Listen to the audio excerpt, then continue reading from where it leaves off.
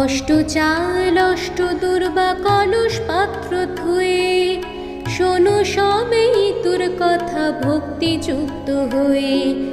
ইতু দেন বর ধন ধান্যে পুত্রে পুত্রে ভরে উঠুক ঘর।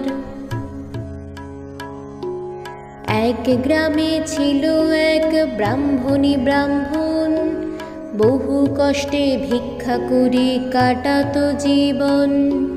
অন্য ঝুম্ন নামে তাদের দুই মেয়ে ছিল, পিঠে খেতে ব্রাহ্মণেরও মনে সাধ হলো। ভিক্ষা করে ব্রাহ্মণ পিঠের জোগাড় করে, সন্ধ্যাকালে আনি তাহা দিল ব্রাহ্মণীরে। রাত্রিতে ব্রাহ্মণী পিঠে